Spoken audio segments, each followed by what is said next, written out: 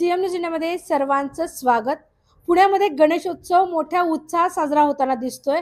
यामध्ये सर्वत्र जर बघितलं तर विविध देखावे देखील सादर करण्यात येत आहेत आणि हे देखावे सादर करत असताना घरगुती देखाव्यांमध्ये देखील कित्येक जण आज वेगवेगळे देखावे सादर करतायत। यामध्येच बलकवडे परिवाराने एक आगळा वेगळाच म्हणजेच लाल महालाचा देखावा सादर केलेला आहे आणि हा देखावा सादर केलाय तो म्हणजे संकेत बलकवडे यांनी। आता आपल्या सोबत आहेत संकेत बलकवडे, आपण त्यांच्याकडून जाणून घेतोय। दादा काय सांगाल, अतिशय सुबक असा लाल महालाचा देखावा आपण सादर केलाय, काय सांगाल या संकल्पनेविषयी?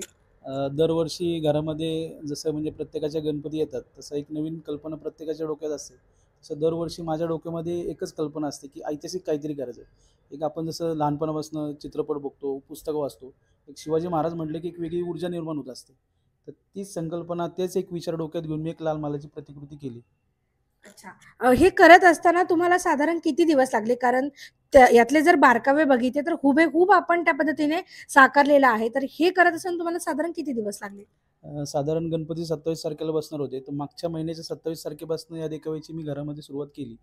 आणि याला तसं म्हटलं गेलं तर बारकावे तुम्ही म्हणताय, तर सुरुवातीच्या 3-4 दिवस मी दोन्ही टाईम लाल महालात जाऊन पूर्णपणे व्हिडिओ, फोटो, काही तिथले बारकावे आहेत ते सगळे बघून मी सुरुवात केली तिथनं। किंवा हे सगळे मावळे आणि शाहिस्ते खान, हे जे तुम्ही जे हुबेहूब दाखवले, ती जी संकल्पना करत असताना किंवा महाराजांविषयीचा जो आदर आणि ते सर्वजण केले, तर काय सांगाल त्या या अनुभवाविषयी?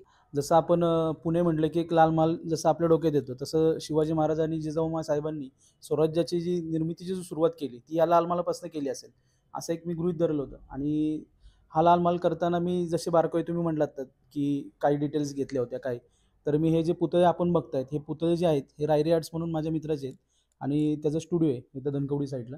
तर त्यांनी हे पुतळे केलेत आणि या पूर्ण देखाव्याचं जे आपण बघतोय की बारकावे डिझाईन वगैरे जर म्हटले तुम्ही, तर शुभम म्हणून जो आहे माझा मित्र, तर त्यांनी पहिलं आम्ही कॉम्प्युटरला किती साईजला किती खिडकी येते किंवा कुठल्या भागामध्ये किती दरवाजे आहेत, काय आहेत, त्याचा बारकावे करून कॉम्प्युटरमधनं आम्ही ते डिझाईन बनवलं आणि त्याच्याप्रमाणे सुरुवात केली लाल महालाला।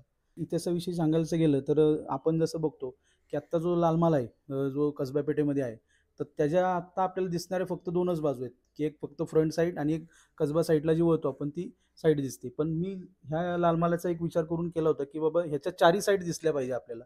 त्या चारही साईडचा वरचा खालचा जो मजला आहे, तर त्या मजल्यावरती काही फोटोग्राफ्स आहेत। शिवाजी महाराजांनी जसं तिथं शाहिस्ते खानाची बोटं कापली असेल, माँसाहेबांनी जसं सोन्याचा नांगर फिरवलं, काही त्याचे फोटोग्राफ्स असतील, शिवाजी महाराजांचं बालपण गेलं असेल लाल महालामध्ये, त्याचे काही फोटोग्राफ्स असतील, ते सर्व लाल महालामध्येच ऑलरेडी फोटो होते। मग त्याचे काही कटआउट्स घेऊन त्याचे फोटो काढून मी ते लाल महालामध्ये लावलेले। तर हे करत असताना तुम्ही म्हणायला गेलात तर ह्याच्या खिडक्यांची जी मेजरमेंट वगैरे होती, हे पूर्णपणे लाल महालाचे जे केअरफुल डिझाईन आपण म्हणतो महाराष्ट्रीयन पद्धतीची, तीच डिझाईन वापरण्यात आलेली आहे। आणि पूर्ण ही व्हाईट कलरची पूर्ण आपल्याला हे डिझाईन जी असते ह्याची मेघडंबरीची, ती सुद्धा आपण तिथल्या लाल महालामध्येच कॉपी करून ती ट्रेस करून तशी केलेली आहे। आणि सर्व काम MDFचं जे शीट येतं मटेरियल त्याच्यामध्ये केलेलं आहे आणि जास्त करून याच्यामध्ये लाकडाचा वापर झालेला आहे। दरवर्षीच आपण वेगवेगळे देखावे सादर करताय आणि यात हा एक देखावा, तर नक्की कसं वाटतं तुम्हाला या देखाव्याविषयी? आणि गणपती बाप्पा ज्यावेळेस घरात येतो तो आनंदाचा माहोल आणि हे सर्व आपण करताय।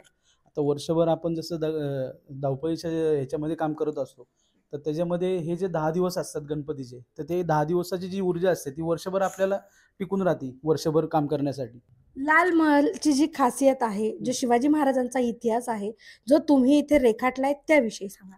आता लाल महाल म्हटलं की पहिल्यापासून म्हणजे आपल्या डोक्यात एकच चित्र निर्माण होतं की महाराजांनी तिथं शाहिस्ते खान असताना महाराज तिथं जाऊन गनिमी कावाच्या पद्धतीने शाहिस्ते खानाची जी बोटं कापली, तर तोही प्रसंग आपण तिथं दाखवण्याचा प्रयत्न केलेला आहे।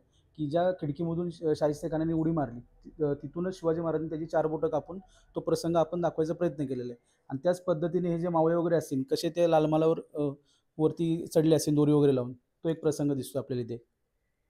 तर हे होते संकेतजी, त्यांनी अतिशय सुबक आणि अतिशय अभ्यासपूर्वक या लाल महल जो आहे ती प्रतिकृती उभारण्याचा प्रयत्न केलेला आहे। सर्वांनी नक्की या आणि या लाल महलला भेट द्या।